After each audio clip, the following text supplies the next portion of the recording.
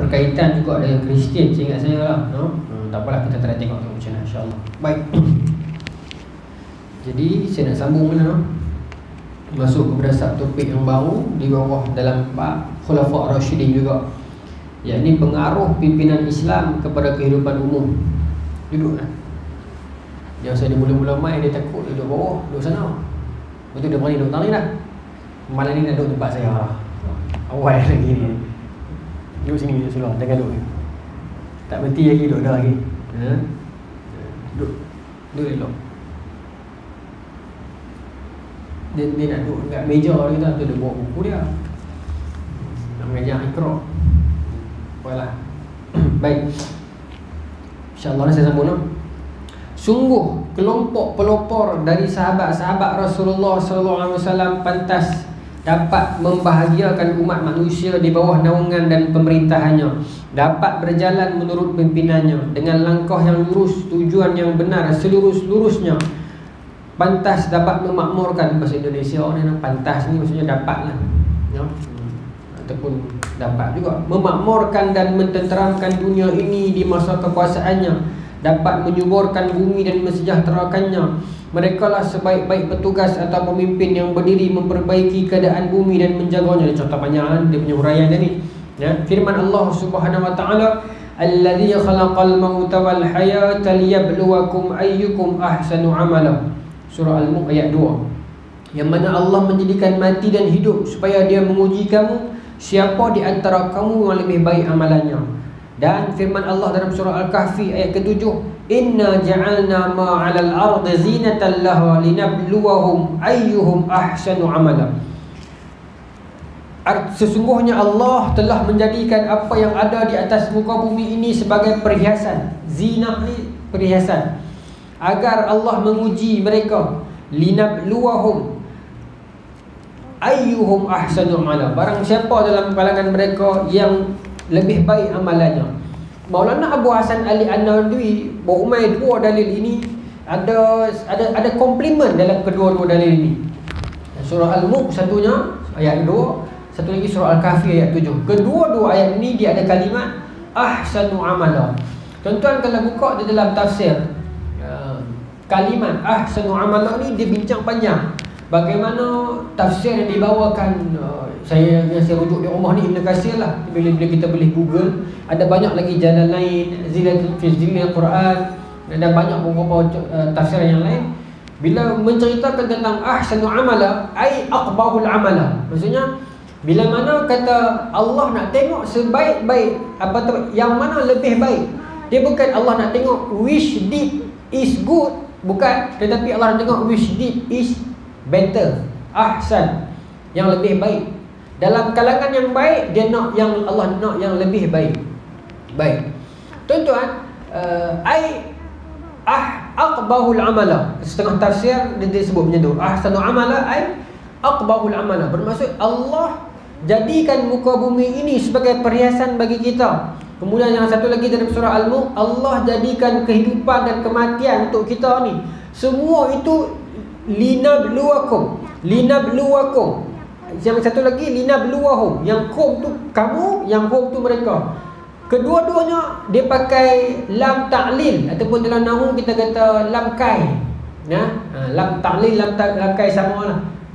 Linab agar nak uji kita, ibtila, nak uji, nak tengok kita siapa dalam kalangan kita yang amalannya itu lebih baik, better amalan dia. Aqbahul amala, ataupun lebih buruk amalan dia. Semua dia tak sebut dalam Quran aqbahu, tapi dia membeza-bezakan. Bila kita nak cari yang lebih baik, nak cari yang better, sekaligus dia akan short secara tak langsung ada yang worse, kan? Worse kan? Better, worse lah kan? Good, better, best. Bad kan? Bad, worse lagi teruk. Worse sama dengan best, kan? Worse lawan dia best. So bad kan? So dia nak cari yang better, dan sekaligus dia nak cari yang bad lah. Itu dalam tafsir.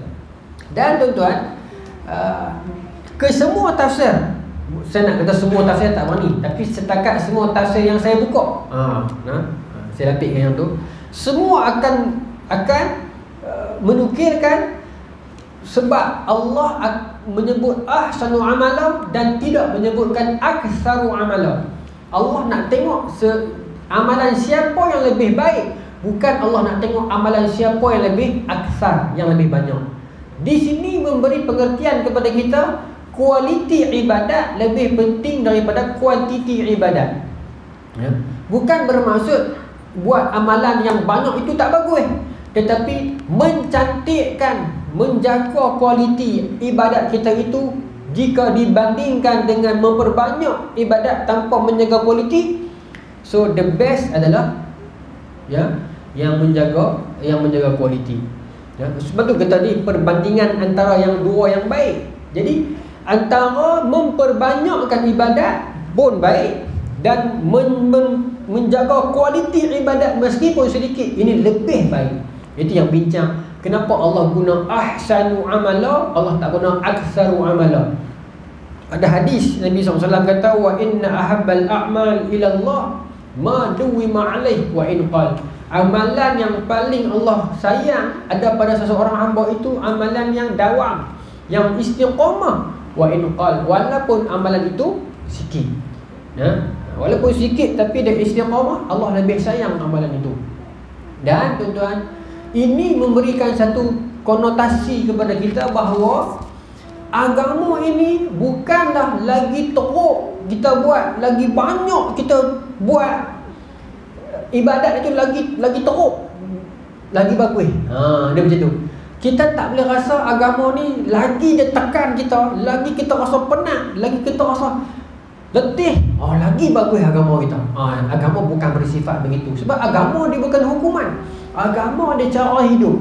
Agama dia panduan. Agama dia mengeluarkan kita daripada penyembahan sesama manusia, sesama hamba, kepada penyembahan kepada Allah yang Esa. Agama adalah tauhid. Agama adalah kemerdekaan. Jadi agama bukan datang untuk tekan kita, bagi kita letih, bagi kita penat sampai kita rasa seksa dah. Maka kita rasa inilah sebaik-baik agama. Itu bukan sifat agama. Saya tahu benda ni saya sebut ni dia mungkin macam klise, tapi saja saya ulang-ulang. Sebab kadang-kadang kita sendiri akan rasa bila kita penat, letih buat satu-satu kerja tu, ya, memang ada hadis dan banyak riwayat menyebutkan keletihan Allah akan beri ganjaran, kan? Apa yang sebenarnya sebut sebelum ni, ma yusibal mu'min min wasabin wala nasabin wala saqamin wala hazanin hatta alhamiyahumuhu illa kufira bihi min sayiatih. Memang dalam disebutkan kesakitan, kedukaan, kesedihan, kepenatan, Allah akan hapuskan dosa. Benar.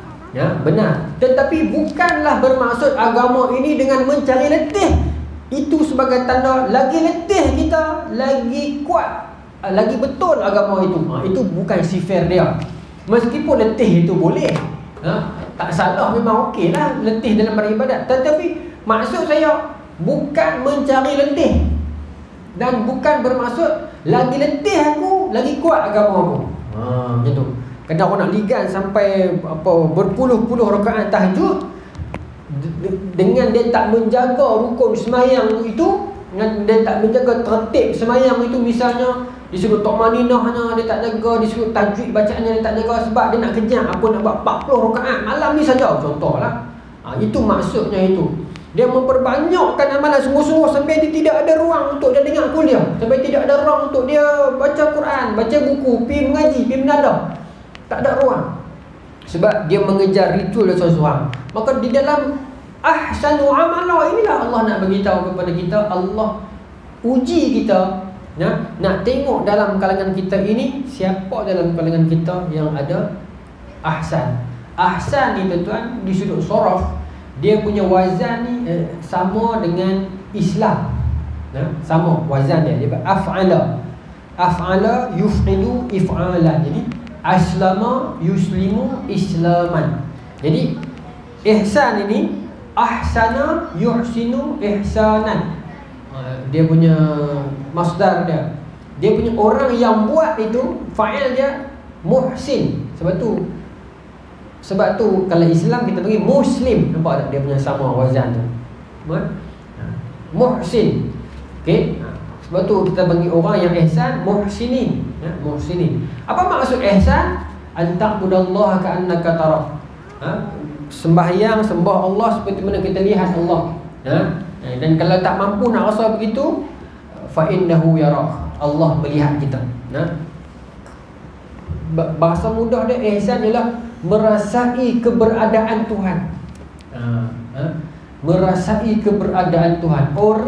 Ada orang beragama tanpa ihsan, maka dia mungkin banyak baca kitab, dia mungkin banyak hafal surah, dia mungkin banyak melazimi wirid, tetapi tanpa ihsan, maka dia mungkin tak memuliakan jiran dia, dia mungkin berpandang rendah kepada orang lain, mungkin dia akan ujub nampak diri dia seorang saja lebih, oleh semua kurang belakang. Inilah orang yang berilmu tanpa ihsan, orang yang menjadi muslim tanpa muhsin. Sebab itu hadis Jibril bila dia mai tanya Rasulullah SAW itu, dia tanya 3 rangkai dia sekali: Islam, iman, ihsan.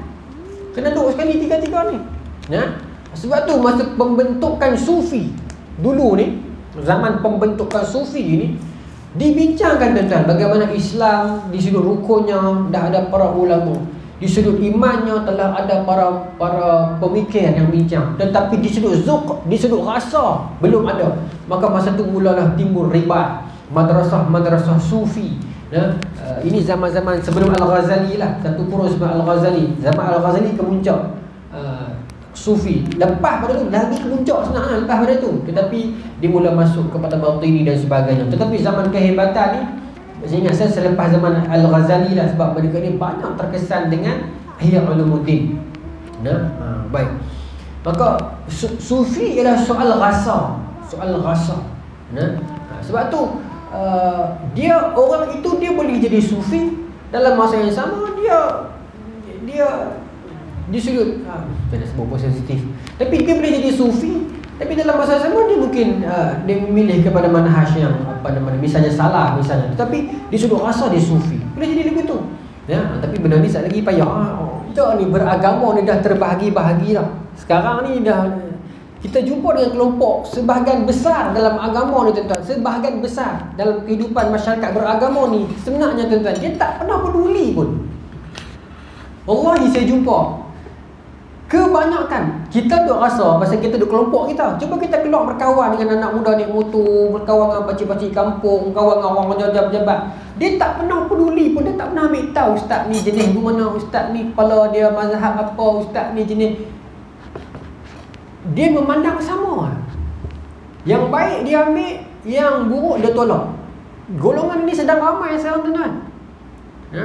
Sebenarnya perang kita ni, perang yang tak berkesudahan ni, perang kelompok kecil, tetapi sorakan itu terlalu kuat, menyebabkan orang menyangka bila rapat dengan dunia beragama ni kena masuk, kena perang, kena serang, kena hantar, kena label. Sedangkan orang yang menjalani agamanya itu dengan jalan yang harmoni lebih ramai sebenarnya, yang happy, yang beribadat, berkawan, menghormati, memuliakan. Ada ruang untuk berbeza, ada ruang untuk menghormati. Saya fikir golongan ini lebih ramai. Tetapi golongan ini kadang-kadang dia jadi satu perangai yang, satu sifat yang aku nak tahu ke mana ni, aku nak pergi ke mana ni. Banyak saya jumpa tuan-tuan. Ya ustaz, saya duk tengok YouTube ustaz ni, lepas tu member saya kata jangan ikut ustaz ni salah. Tanya saya, betul ke dia salah ustaz? Mana saya nak tahu. Kata pasal apa dia salah? Pasal dia ni jenis bid'ah ni. Kata begitu. Dia apa jenis salah? Dia ni jenis Wahabi ni. Dia kata. Jadi ada ni tukang-tukang duduk di belakang kita ni. Tak apalah bid'ah ke apa ahli kubur, ahli capal macam dia kata ni kan. Wahabi lah, capal lah, apa lah. Datangkan hujah, bincang elok-elok, tengok. Bukan dia main hang cok, hang jangan tengok dia. Cok, hang jangan dengar dia. Cok. Agama bukan cok. Akhirnya golongan ni tuan-tuan, kita akan sampai bab tu lagi. Golongan ini dia akan jemu dengan agama. Dekat Amerika Syarikat dan dekat Eropah lah, saya langkau ni. Saya nak cerita sekali lagi, tapi saya sebut bila. Dekat Eropah, satu kelompok agama yang paling tinggi naik, dia panggil apa tuan-tuan? Istilah dia pakai akronim SBNR. Dulu dia panggil Atheist lawan Agnostic. Saya ingat istilah tu. Atheist dengan Agnostic. Atheist ni orang tak percaya Tuhan. agnostis ni orang yang dia bukan tak percaya Tuhan, tapi dia kata Tuhan tak boleh dibuktikan. Itu istilah saya pakai ni. Selagi Tuhan tak boleh dibuktikan, akhirat tak boleh dibuktikan, maka aku skeptik. Bukan tak percaya, tapi aku KIV. Ini agnostis, orang yang berfahaman agnostis. Tapi sekarang agnostik ni, agnostik lawan atheist. Dulu sering dalam wacana akademik tentang usuluddin lah, versi Eropah ni dia panggil religion lah, perbezaan agama dan ketuhanan ni, akan timbul lah atheist versus agnostik ni. Sekarang ada satu fenomena baru, bukan fenomena, senario baru, dia panggil SBNR. SBNR maksudnya apa? SBNR, spiritual but not religious. Tuan cari untuk tuan nak baca. Banyak artikel jurnal pasal dia, artikel dia pasal dia, kajian pasal dia banyak. Spiritual but not religious. Orang begini di Eropah sangat banyak sekarang, di barat. Bagi mereka, kami ni memang percaya Tuhan, tetapi kami percaya Tuhan dalam arti kata yang kami faham. Ingat tak saya pernah sebut banyak kali dah di surah ni, di surah lain. Dah ada golongan tu, golongan yang saya sebut sebagai neo-murji'ah, fikratul irja', yang mana bagi dia faham Tuhan cara dia faham. Walaupun aku laki, aku pergi Mekah pakai tudung, apa hina aku, tapi Allah faham aku. Nah, sebab tu aku tak kena apa-apa kat sini, kat ni. Walaupun aku perempuan tapi aku pakai macam lelaki, aku boleh pergi Mekah, Allah panggil aku. Awak hampa pergi Mekah, hampa kata Allah panggil hampa tetamu Allah. Aku pergi Mekah, hampa tak kata aku tetamu Allah. Dia faham cara dia. Ini di Malaysia lah sebagai contoh ni. Di barat dah lama dah benda ni. Seingat saya dia makin subur selepas World Trade Center punya kes tu. SBNR, spiritual but not religious. Aku percaya spiritual, dalam kita panggil apa, metafizik kan? Bukan metafizik. Macam itulah lebih kurang. Percaya spiritual, rohani itu rasa, tetapi tidak beragama. Aku tak follow set of rules agama. Apa nak semayang ke, apa nak pergi gereja ke, suruh tutup aurat ke, jangan makan babi ke, kan Yahudi pun tak boleh makan babi. Kan orang Kristian pun kena bertutup juga sebenarnya, tapi dia pun tak tutup, tak pergi semayang, tak pergi gereja. Bahkan 70% orang yang pergi gereja di Eropah ni, kajian yang saya baca banyak kajian tadi, antaranya PEW ni apa, satu web PEW researcher ni, satu web research yang banyak juga dia keluarkan statistik menarik juga ya. Hampir 70% orang di Eropah kadang-kadang dia pergi gereja ni hanya untuk memenuhi tuntutan komuniti, bukan atas rasa dia itu betul-betul Kristian. Penyakit ini dah pun melanda Kristian, dan Kristian sebenarnya dah rosak kan. Kristian dah rosak. Meskipun Kristian sekarang agama nombor 1 paling tinggi di dunia, tetapi agama yang the fastest growing ialah Islam. Dan menjelang tahun 2050, Islam akan jadi agama yang paling besar di dunia. Dan juga menurut kajian PEWresearch.com ni, dia kata, dan negara yang akan mendahului ialah apa? India. Dan yang menarik ya tuan-tuan, dalam Win Gallup International Research.com ni, Win Gallup GALLUP ni, kajian yang latest bermula tahun 2015 sampai sebelum Covid menunjukkan trend beragama, tak kira regardless agama apa pun, tapi trend beragama, youngsters, orang muda mula cenderung minat ke arah agama since 2015 sampai sebelum PKP lah, tempoh kajian mereka. Saya ingat itu benar. Di Malaysia pun gelombang UAI kita tak boleh elak, kita tak boleh nak nafi gelombang UAI atau penyumbang terbesar Ustaz Azhar Idrus yang orang muda banyak masa tu, dan Ustaz juga meramikan semua orang muda geng kita semua tu banyak gelombang itu, dan sekarang masih lagi diteruskan. Kita pergi di masjid dan di surau banyak anak-anak muda, memang banyak. Tetapi yang mendahului trend itu sebenarnya, kalau short ikut country, Thailand nombor 1. Dan tentulah muda lah. Rupanya saya pun baru tengok, oh boleh Thailand. Tapi kajian ni dibuat dekat Asia ya. Thailand nombor 1. Dan muda, anak-anak muda dia mula dekat dengan agama mereka. Tapi Hindu, penganut dia sangat kuat dengan agama dia, sangat kuat. Namun lately ni dalam, bukan lately, dalam kawasan yang moden, kawasan yang urban, dia banyak meninggalkan agama dan dia masuk Kristian. Begitu juga dengan Buddha China yang masuk Buddha yang di Malaysia. Kebanyakan dia bila dia dah masuk dalam pekerjaan, dia akan masuk Kristian. Sebab China nombor 1 dunia, rakyat dia yang tak percaya Tuhan, nombor 1 dunia. Nah, ini kajian lah. Mungkin faktor komunis dan sebagainya. Walaupun Buddha itu mengalami sejarah agama yang panjang, tetapi pengaruh gerakan komunis dan sebagainya menyebabkan hari ini rakyat Cina dah tak peduli agama. Dia boleh campakkan dia ke dalam agama manapun dia boleh pergi. Asalkan dia ada untung, dia ada duit, dia boleh pergi. Sebab tu ramai Cina-Cina yang tukar agama pergi Kristian. Tetapi dalam kepercayaan kita pernah buka di surau ni Sunan Tirmizi, hadis yang Nabi sebut tentang perbalahan Rom dengan Parsi. Ayat Quran juga tentang itu, menceritakan kita orang Islam lebih cenderung kepada mereka lah lalu kita. Maksudnya kalau dia masuk Kristian, tak masuk Islam, at least mereka one step closer. At least lah. Tapi kalau dia boleh main pada Islam tu kan lagi bagus kan? Lagi smart, lagi bagus kan? Baik, itu cerita dia. Tetapi Kristian yang dia perlu masuk tu sebenarnya agama tu setelah pun rosak. Dan kita kaji lah, kita baca lebih sikit tentang SBNR ini, spiritual but not religious. Saya ingat banyak lah, bukan penyakit Eropah lah. Saya ingat penyakit Malaysia boleh lah. Usan tak lah saya cakap, saya duduk Malaysia, saya kata Malaysia lah. Saya ingat saya jumpa pun ramai lah yang begitu, yang dia menafsirkan Tuhan berdasarkan pemahaman dia. Dan dia kata apa tak faham, hanya Tuhan faham aku, hanya Allah faham saya. Pakai sisi-sisi, Ustaz jangan kecam saya, Allah faham saya, Allah bagi saya rezeki. Dia meletakkan Tuhan seperti mana yang dia nak, tanpa dia sedang mentuhankan diri dia sendiri.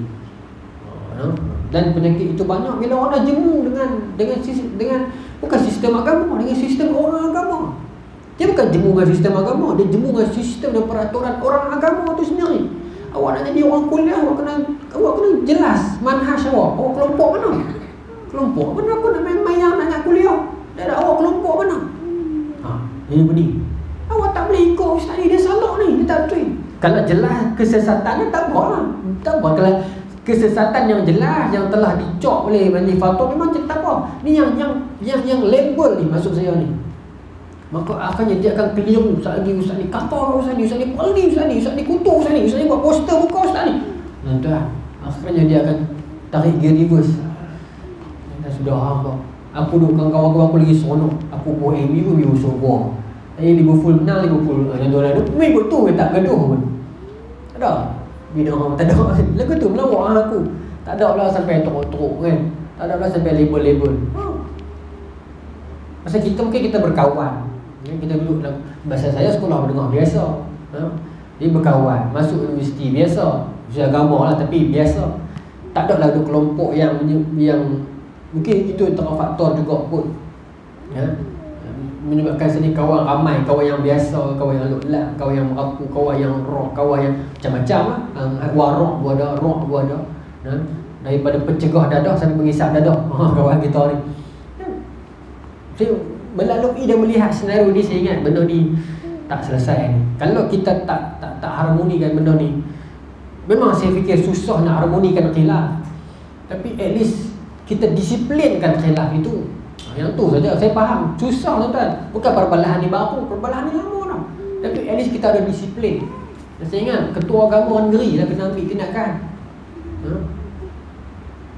Atau hasutan lah macam ni. Baru no. Kena ambil peranan. Ambil peranan lah ketua agama kan. Tak boleh biar lah.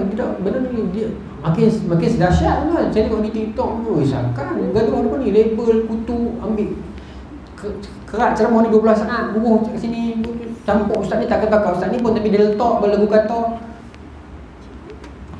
muasa agama. Muasa agama sebenarnya orang kata pula ada ni parti politik dia, orang tak minat. Sebab tu saya kata kena ketua agama tu kan, ketua agama negeri kan, kena buat lah ketua agama. Kalau tidak, kita akan mewarisi penyakit SBNR ini. Sehingga kita dah ada sekarang, cuma tak semeriah Eropah. Eropah sekarang cukup banyak. Tetapi tuan-tuan, ini ada tetapi. Di Itali, Pop di Itali ni, Bukanlah Pop, dia tak panggil Pop nombor satu tu kan. Pop ni dia main pada papa, bapa, ayah, father. Dia panggil apa? Ketua negara adalah Kristian, dia father paling besar lah. Dia ada Archbishop lah, Cardinal lah, saya ada istilah tu kan. Tapi antara yang besar kat Itali ni bukan Pop yang di Rom ni. Rom pun negara sendiri dah sekarang kan. Mengingatkan masyarakat Itali, senario SBNR ni sebenarnya adalah ancaman untuk Kristian dan rahmat untuk Muslim, dia kata. Sebab orang yang SBNR ni akhirnya dia akan cari Islam. Tapi tu di Eropah lah. Dia kecewa dengan Kristian, dia jadi SBNR, kemudian dia akan pergi kepada Islam. Di Eropah ni, universiti Eropah yang tidak ada kutuk aku, yang himpun duit orang Islam ramai-ramai, boleh beli gereja tukar jadi masjid, yang anak-anak boleh memanah dalam surau, boleh main futsal dalam surau. Yang orang yang duduk di Eropah tahu, saya tak tahu, saya tak duduk di sana. Tapi Syarah dulu banyak dulu cerita kan. Abang Benzo mungkin boleh cerita nanti buat satu kuliah kan, macam mana orang Islam di Belanda, kehidupan mereka di sana macam mana kan. Saya dulu Dr. Mazli banyak suka cerita bagaimana mereka beli surau, beli gereja tukar jadi surau. Lepas tu amalan orang gereja tiap-tiap malam Jumaat dia akan buat apa dia panggil apa yang bagi makanan tu lah kan, street food, bukan street food. Dulu rajin guna istilah ni, bagi kat gelandangan ni, apa nama, saya suruh dulu rajin guna street apa dia ada dulu kat UA, dia pernah guna istilah tu. Ada kan? Dia tak main ada. Tapi orang Kristian tu pesan pula ke komuniti Islam, kami gereja ni dah jual kat hamba, dah jadi surau, tapi amalan kami tu apa boleh sambung tak? Sambung. Sambung. Jadi harmoni. Mungkin sebab itu di Eropah dia kecewa orang Kristian, jadi SBNR, akhirnya kenal Islam. Saya takut dekat Malaysia ni orang yang kecewa dengan sistem beragama orang agama Islam, dia akan jadi SBNR sebentar. Sebab SBNR ni saya ingat ada satu persinggahan ni ya? Lepas tu dia akan pergi kepada agama lain. Dia akan pergi kepada agama lain. Saya fikir, saya takut yang tu memang mungkin montak otak secara rasmi tak ramai. Tapi orang yang ada SBNR itu spiritual but not religious, dia bertuhan, dia bagi dia orang yang spiritual, dia percaya kerohanian ya? Dia percaya ada akhirat, dia percaya ada Tuhan, dia percaya ada malaikat, tetapi dia tak percaya sistem agama. Dia tak percaya peraturan agama. Bagi dia itu rekaan orang agama.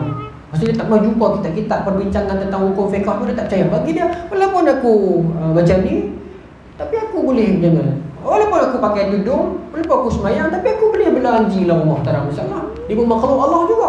Dia mula. Masa tu dia akan abaikan segala fatwa-fatwa apa dia akan abai-abai. Yang penting me, myself. Aku dia aku sendiri. Tak ada orang boleh sentuh aku. Seluruh manusia tak kenal aku, hanya Allah saja kenal aku, hanya Allah saja sayang aku. Betul kata-kata tu. Akhirnya semua boleh guna kata-kata tu. Pasal tu penting peraturan. Baik. Peraturan beragama. Sambunglah no. Dah baik. Baik, saya nak pergi kepada Khulafaur Rasyidin. Sebenarnya yang saya nak cerita pasal Kristian tadi tu sebenarnya bab depan, tapi dia terbuka tadi sikit tu. Saya ingat Ibn Taymiyah tu nanti Abang Jack ni buang lah tu yang sebut tadi tu. Saya tak mau lah, sekali dia berkata lagi teruk dia berkata pasal video lama tu, tapi dia ulang balik.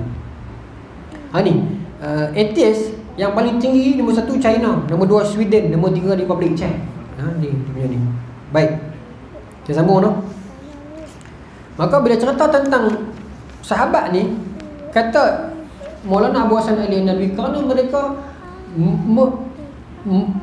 merasai itu. Sekarang sini sebut, kerana dunia ini mereka anggap sebagai kerajaan Allah, dan mereka diangkat oleh Allah menjadi khalifahnya untuk mengurus.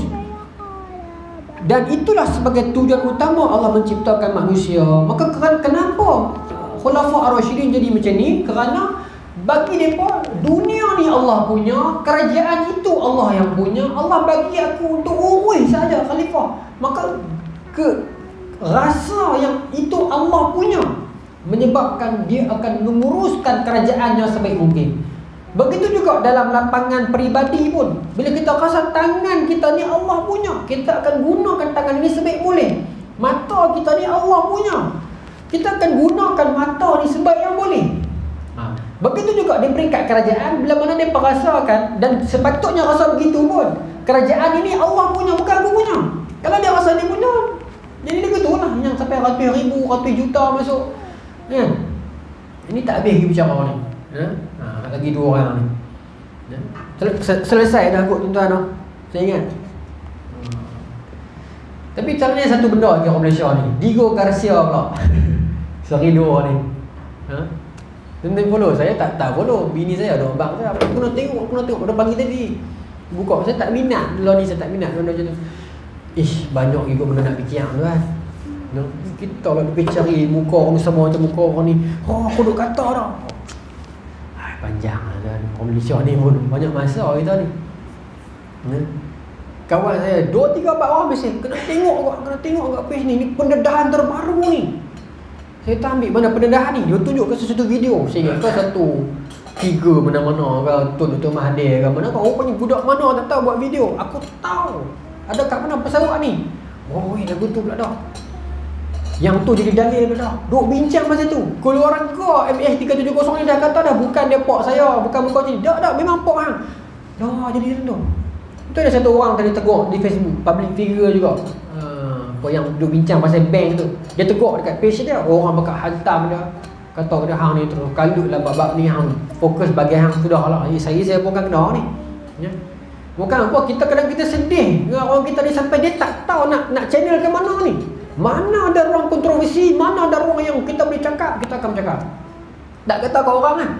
Benda ni memang sonok. Saya tak dalam rumah saya sendiri. Orang puan saya pun kata, abang kena buka tengok orang ni. Diego Garcia ni memang betul muka lagu. Saya kata, hang nak kisah pun. Kan saya kata ke orang ni, dalam rumah saya sendiri pun. Dia jadi minat lah. Dia rasa macam benda ni puzzle. Mungkin kita kena kaji satu malam kita buat satu di surau-surau ni, panggil ustaz 5-6 ramai, kita buat forum tertutup, terbuka ni. Pasal apa orang Islam sekarang jadi lagu tu? Adakah dia banyak masa kosong ke? Ataupun dia tak tahu prioriti dia yang mana ke? Ataupun dia tak tahu nak cala ke mana ke? Ada ruang untuk itu, dia akan masuk. Ruang konspirasi, ruang untuk macam tu. Dulu dah ada siapa minum ayam biasa jadi Kristian ni, ingat tak tu?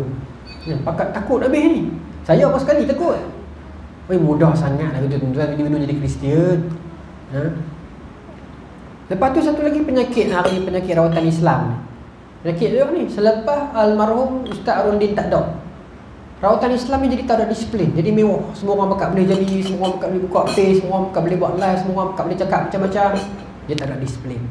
Saya nak komen tak boleh, saya tak duduk dalam bidang tu. Tapi sebagai orang awam, saya nampak selepas almarhum tak ada, Tuan Guru Ustaz Arundin tak ada, dia jadi macam mewah sangat. Dia tak ada disiplin. Dia mungkin tidak ada satu figure yang kita boleh berpegang pada dia, yang boleh menegur, yang boleh macam tu. Dan saya ingat dalam ruang agama pun begitu ni. Hari ni dalam ruang ni macam-macam. Dan penyakit ini juga memang tak lari dengan SBNR saya kata tadi tu, ya, spiritual but not religious tu. Dia hang siapa nak tegur, yalah hang bagi ustaz, tapi bukan semua hantar. Saya bukan tahap ustaz tak apa, kadang mufti tegur pun tak ada, malih fatwa tegur pun, malih fatwa pun tak betul. Kalau macam tu tuan, tak ada orang betul. Ya kan? Tak ada orang betul. Itu mungkin ini fitnah agama akhir zaman ni, saya ingat. Saya punya video benda tu akan ada orang komen, dan kita kena terima benda tu. Kita kena terima benda tu. Takkan ada orang setuju dengan kita. Jadi siapa yang betul? Tak ada orang ni. Sampai orang dah pakai kata putus dah. Quran, hadis, ijma', qiyas. Dia ulah cara dia balik. Dia adalah kaedah dia nak ulang.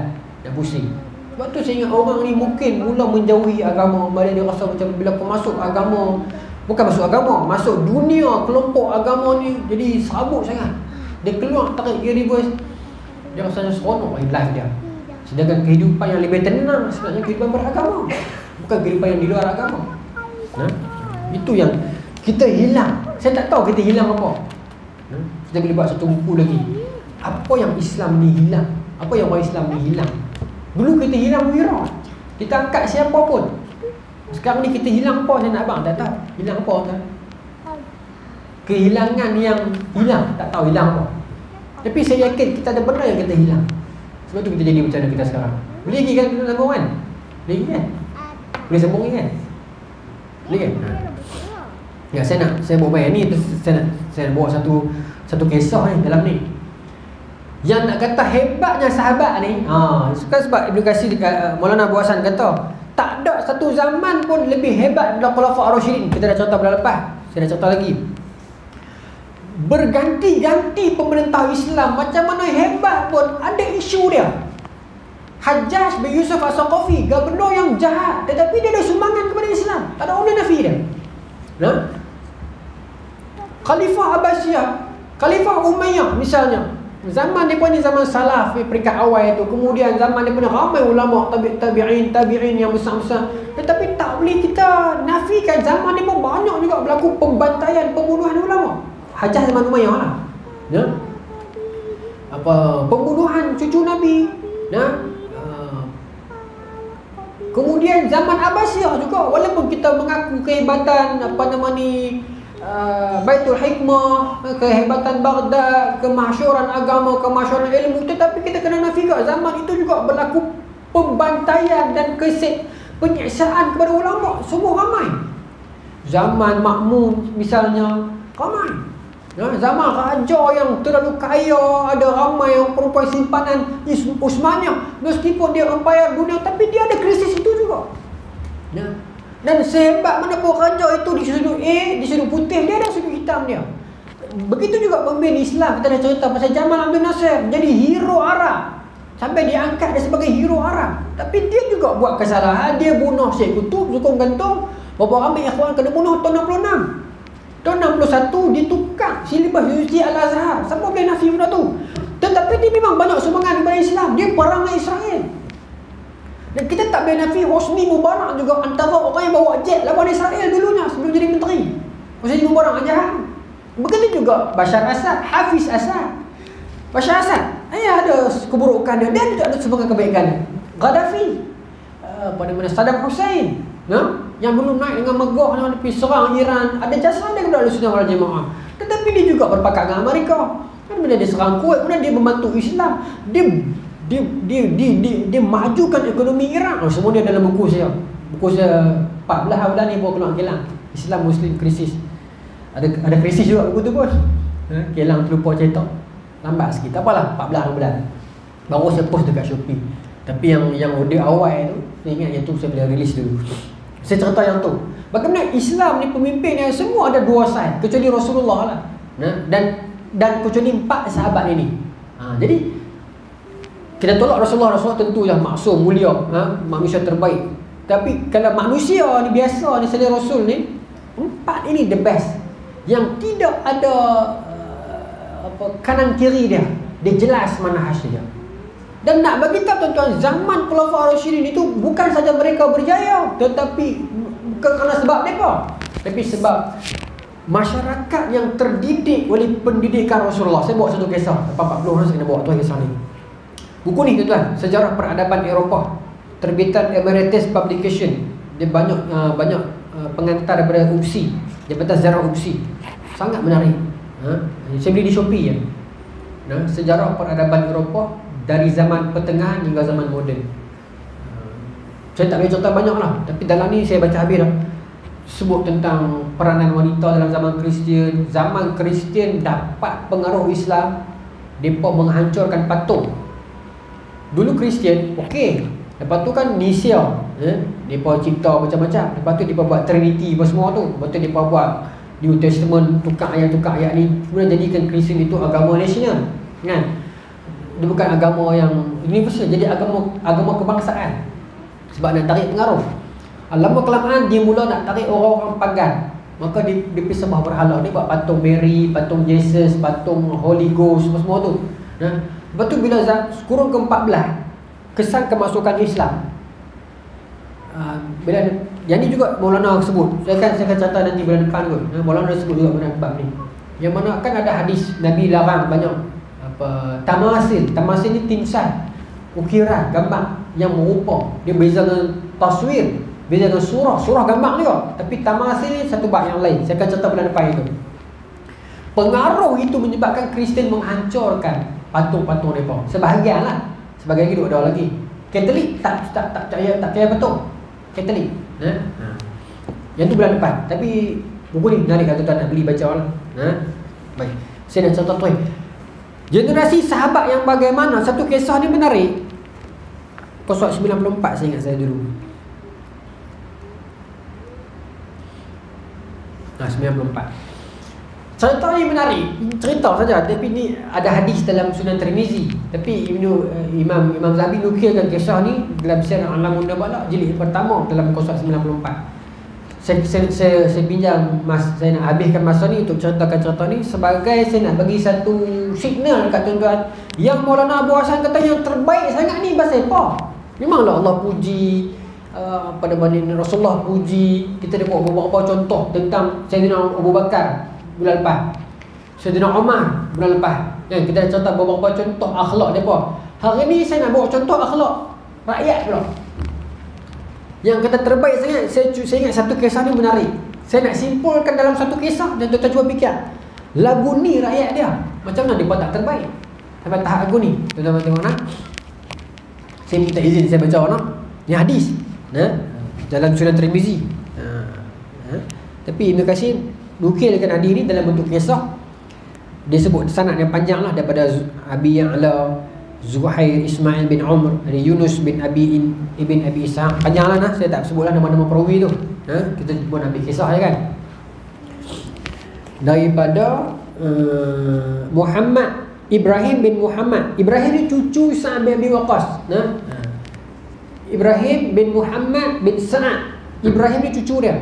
Muhammad bin Sa'ad. Muhammad ni anak Sa'ad bin Abi Waqqas. Anak Sa'ad bin Abi Waqqas ada 3 orang lelaki. Seorang Umar bin Sa'ad bin Abi Waqqas. Umar ni lah yang jadi warrior panglima kerajaan Bani Umayyah.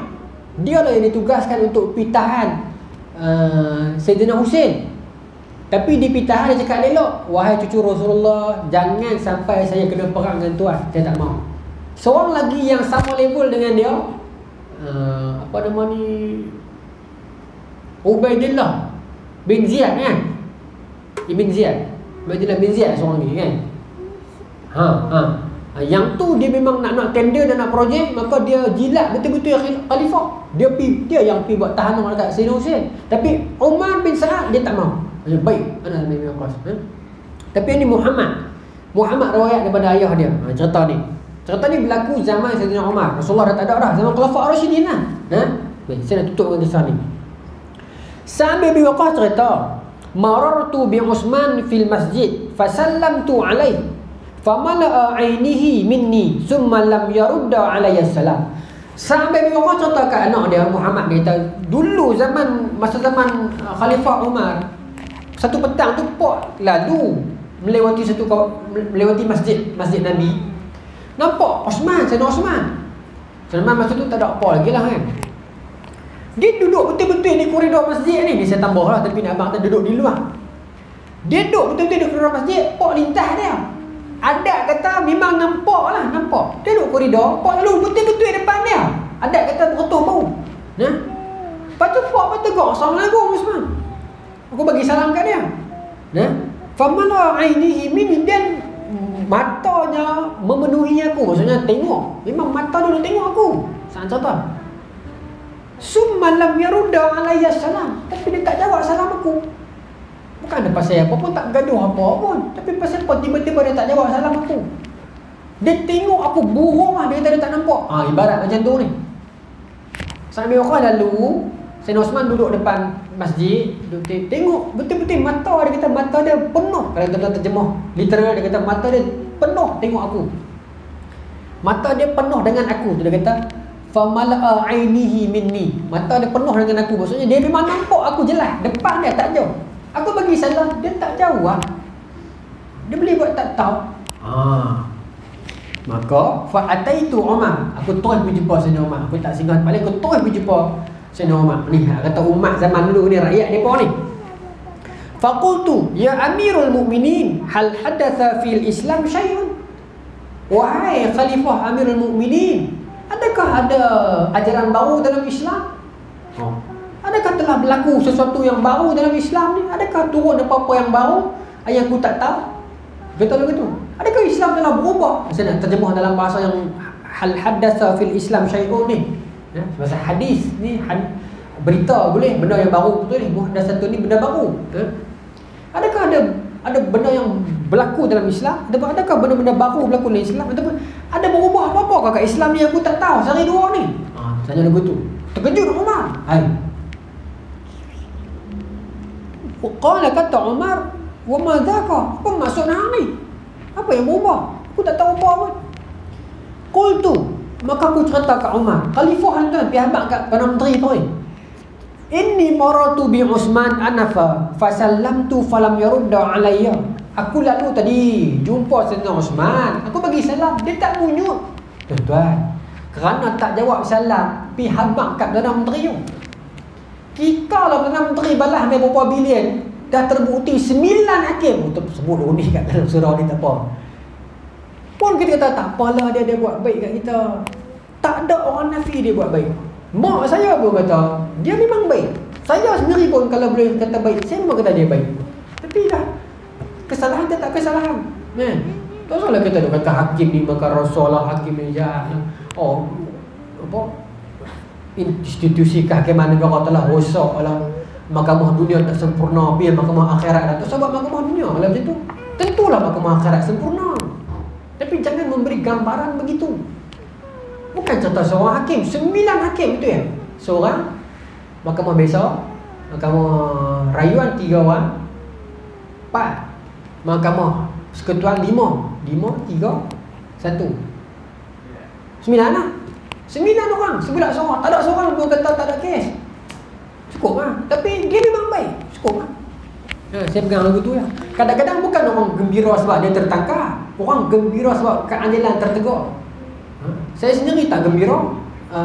Dia kena sebab bagi saya dia baik. Bagi saya dia baik. Saya kena mengaku saya suka dia. Datuk Seri Najib abang tu ya, nak sembunyi apa kan. Antara dia dengan Zahid, saya rasa Najib baik banyak lagi. Tapi kalau terbukti jenayah dia, tak apalah kita akor. Kita di bawah undang-undang. Cukup, tak perlu kita nak bawa satu orang kata apa? Macam mana? Sentimen kan, sentimen kan. Duk main ayat sentimen. Tak apalah mahkamah dunia ni. Tak payahlah macam tu. Dia akan create benda yang tak elok kat negara ni. Itu cerita bilion tu. Ni cerita ni tak bagi tak munyuk salam lah. Report khalifah tu ni. Report khalifah tak jawab salam lah. Nak abang kata sampai toko tu bukan dia dengki kat kawan dia dah. Cuma dia heran, kok aku ada salah pasal report ni. Sampai toko tu, tuan-tuan. Ini kita mencegah kemungkaran ni ataupun membawa kebaikan umat ni, bukan kata mencegah kemungkaran. Menyuruh kepada kebaikan, menjaga umat ni sampai tahap tak bunyuk salam pun report khalifah. Sampai tahap tu. Sekarang ni orang tak peduli tebang hutan ke, hutan nak botak ke, apa ke, tak apa. Bukanlah tak apa, macam kita rasa macam bukan urusan kita dan sebagainya kan. Itu yang terjadi macam kita sekarang ni. 8.50, cepat lagi. Yang seronok lah tuan-tuan, lepas dia abang kat Umar tak kata, hai, zaman aku ni khalifah. Zaman Umar pula tuan-tuan, Islam merintah Parsi dengan Rom. Bukan perintah Madinah saya. Punya banyak wilayah Sayyidina Umar nak tengok. Tiba-tiba ambil report kat aku, okay, salam saja. Dia dah, kalau ikut logik lah. Aku nombor 1 kan? Nak jaga tu, apa nama ni, bekas Rom. Apa nama ni, Damsyik apa semua tu lah ni, Syria ni. Apa nama ni, situ semua bekas-bekas tempat orang kaya tu. Wilayah Parsi lagi. Banyak oleh-oleh bangsa Islam pening kepala nak fikir ni. Mesir lagi, Afrika. Tiba-tiba ambil report kat aku, kes kecil lagu ni. Seolah-olah nak kata lagu tu lah kot. Tapi Umar tak kata begitu. Apa Umar buat? Fa arsala Umar ila Uthman. Sayyidina Umar terus hantar pegawai pergi jumpa Sayyidina Uthman. Sampai tahap tu. Dia mail report kes tak jawab salam kan. Tak tunggu lama, terus hantar pegawai pergi. Kita jangan kata halaman tu boleh ustaz, halaman tu mereka tak terang mana halaman tu kecil. Kecil apa bang? Parsi, Rom, Afrika semua bawah Madinah. Kita nak banding apa? Kita nak kata apa? Apa ada halaman tu? Tak. Lagi besar pada kita. Tapi kita pun janganlah sampai tahap tak jawab salam kita bebang kat WB tu. Susah juga saya ambil literal macam tu kan. Tapi nak abang kata pemimpin ni zaman tu dia tak sia-siakan walaupun sekecil-kecil kesalahan yang dianggap kesalahan lah. Dia akan hantar siasat, ya? Maka dia hantar utusan pergi jumpa Osman dan kata Sa'ad bin Abi Waqqas fa'atahu, aku pun pergi sekali, ya? Maka terus utusan dia kata ma yamna'uka an takuna raddata ala akhika salam. Maka pegawai dia kata, apakah yang menghalang kau wahai Osman daripada jawab salam sahabat kau, saudara kau? Terkejut Sayyidina Osman, dia duduk kat masjid tadi ni. Ma fa'altu. Osman kata, aku tak buat lagu tu lah. Mana ada? Hai. Sudah kan? Sambil merokok kata, sudah. Aku lalu berdua sebelah tadi ni. Osman kata, tak ada lah. Takkan kena buat lagu tu, aku kan gaduh dengan pun. Ni saya tambah apa nak abang kata lagu tu ni. Qul tu bala. Aku kata, tak, memang betul. Takkan aku nak fitnah, bukan musim bila raya apa ni. Tak ada, memang betul. Aku lalu sebelah. Tuan-tuan, kes ni je lah. Kata tahu apa dia lepas tu? Hatta halafa wa halaftu. Osman sumpah. Angkat sumpah tu kan.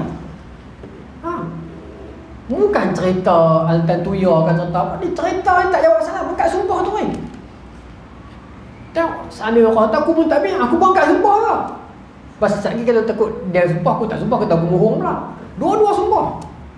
Tuan, ni kes tak punya salah kan ni. Tengok. Tengok apa jadi lagi. Elok dia sumpah, aku pun sumpah. Summa innahu zakara faqala bala. Duk sat Allah ilhamkan dekat dia Sayyidina Osman. Tiba-tiba dia macam sat. Gitu. Tadi ke? Pula Sayyidina Osman. Ya. Bala fastaghfirullah wa atubu ilaihi. Betul. Astaghfirullahalazim. Jadi kita betul sungguh-sungguh. Kalau tadi tu Osman kata, innaka marata bi anafa wa ana uhaddisu nafsi bi kalimatin sami'tuha min Rasulillah. La wallah ma dzakartuha qattun illa yaghsha basari wa qalbi ghashawa. Kata Osman, tadi kalau hang kata tadi, masa tu aku tengah duk mengulang hadis. Duk seorang-seorang ni aku duk mengulang, ingat balik. Nabi biasa ajak kita satu doa. Lepas tu aku tak ingat doa tu sampai habis. Aku duk ulang, astagfirullahalazim, subhanallah, macam tu lah duk ingat balik. Cuba duk ingat balik doa tu. Jadi masa tu kata Sayyidina Osman, la wallah ma dzakartuha qattun illa yaghsha basari wa qalbi ghashawa. Masa tu mata aku pun nampak lagu tengok orang, padahal ni otak aku kelai dah. Aku dah ingat balik masa peristiwa dengan Nabi tu. Doa tu macam mana tak tahu ni, ada ni, ada tu. Walaupun hang nampak mata aku lagu tengok hang. Kita pun lagu tu tuan-tuan kan. Nampak lagu tengok tapi mata otak kelai. Jadi mungkin masa tu pun hang lalu. Selesailah sebenarnya ni. Maka dia pun istighfar, minta ampun ke Allah balik. Tapi ni bukan sumpah laknat, bukan ni, bukan muhabalah apa ni, sumpah yang wallahi memang macam tu. Dia bukan sumpah yang muhabalah ni. Kalau aku tipu, Allah laknat aku, keluarga aku, bukan. Ini sumpah yang wallahi itu saja, yang sumpah memang aku ni, macam tu kan. Dan kita memang tak digalakkan untuk cakap apa sumpah tak boleh. Tak digalakkan. Mereka jadi budaya macam orang Arab, dia memang sikit-sikit wallahi. Mereka kita nak streskan benda tu, tak apalah. Tapi saya ingat tak digalakkan. Baik, sambungan kita sampai kepala aku jadi jam. Bukan jadi jam, ingat kot lain 5 minit kita. Sibuk sampai aku tak perasan. Walaupun hang lalu, walaupun hang nampak lagu aku tengok hang, tapi mata aku, walaupun tengok hang, hatiku ke lain. Jadi aku minta maaf lah, aku yang silap. Selesai lah. Maka kata Sa'ad bin Abi Waqqas, fa ana unabbi'uka biha. Kalau macam tu tak apalah. Sebenarnya doa yang hang lupa tu aku ingat. Dan jadi baik kan. Tuan-tuan nak tahu dah doa tu ala-ala tu, contoh habislah. Sebenarnya bukan hang lupa, tapi Nabi agak tak ada habis. Nabi balik. Aku seorang yang turut Nabi masa tu. Lepas tu hang tak ingat. Tu cerita dia. Kata Sa'ad bin Abi Waqqas, anna Rasulullah SAW zakara lana awwalan da'watan. Awwala da'watan. Nabi cerita kat kita tentang satu doa. Baru Nabi kata doa ni mustajab. Nabi tak ada cerita habis. Summa ja'ahu a'rabiyyun Fashaghalahu. Tiba Nabi cerita tak ada habis, tiba-tiba mai satu orang Arab Badui, mai dia buat kalut lepak atas Nabi pun fashaghalahu. Nabi disibukkan, Nabi sibuk dengan dia. Tapi kalau fashughilahu, Nabi disibukkan oleh dia. Dia pun fashaghalah. Nabi sibuk uruskan dia. Nabi sibuk dengan dia ni. Bila dia mai tanya apa macam-macam lah, mai potong-potong tu tanya ni, ada orang tanya gitu. Kita duk sembang balik. Dia mai tumpang, terus dia potong jadi jalan cerita dia. Kita tak pernah dengar dia seorang tak dah. Oh, ramai orang macam ni tuan. Kita tak pernah dengar dia baru mai. Ya, kita jadi tergantung dah. Ni perangai apa ni? Perangai orang Badui. Dia memang tak peduli. Padahal Nabi duk ajak dia orang, tapi Nabi raih. Pasal Nabi tahu orang Badui ni memang perangai dia gitu. Nabi raih, Nabi tak ketah dah. Potong cakap aku, orang tak tahu aku siapa. Aku Nabi ni. Tak, Nabi layan dia. Nabi layan dia tuan-tuan sampai Nabi lupa tadi tu. Tak habis tu. Habis layan dia selesai semua, tak tahu apa hajat dia. Dia pun balik, summa qama Rasulullah. Nabi pun bangun. Dan Nabi pun berlalu. Tuan-tuan boleh bayang, punya lama layan Arabi ni. Badui layan apa tak tahu. 3 minit lagi. Fattaba'tuhu, maka aku pun terbingung-bingung. Sahabat-sahabat ni pun terbingung. Nak tanya segan. Maka aku pun bangkit, fattaba'tuhu, aku ikut Nabi. Tapi nak tanya segan. Macam mana aku nak bagi Nabi ingat ni? Falamma ashqaftu ayyasbaqini ila man, aku ikut dia sampai Nabi jalan ke arah rumah Nabi dah. Darabtu biqadami al-ardi, aku macam mana? Beri-beri pukul aku jalan bagi nampak lagu kuat sikit, lagu derah, lagu bagi dengar, lagu bagi Nabi perasan. Tu bahasa mudah. Nabi jalan depan, aku ikut belakang. Nabi nak ke arah balik dah ni. Maka aku melangkah bagi kuat sikit. Tak tahu lah lagu mana, tapi nak bagi Nabi perasan aku dah belakang. Ya. Faltafata ilayya, maka Nabi pun perasan, Nabi beralih tengok. Nabi kata Abu Isa, Nabi perasan, Nabi kata Abu Isa, faqultu na'am ya Rasulullah. Nabi perasan, Nabi kata, Abu Isa enggak? Bibi Uqah lah. Ya saya. Fama? Pasal apa? Faqultu la wallah, dah saya. Pasal apa Nabi kata pasal apa? Dah macam ni. Tadi innaka dzakarta lana awalan da'watin thumma ja'a hadza Arabi faqala na'am. Okay. Tadi Nabi ada cerita kat kami pasal satu doa ni, Nabi kata mujarab. Lepas tu kan tadi ada orang Arab Badui mai. Tu Nabi tak dapat habis. Jadi saya nak tanya lah. Tu akhlak ya. Maka Nabi kata na'am. Ya. Nabi tak kata ni kalau tunggu esok lah. Tak. Ya betul. Maka Nabi pun Nabi kata doa tu doa Zi An-Nun. Zi Nun ni siapa? Orang Nabi Yunus lah. Zunun Nabi Yunus.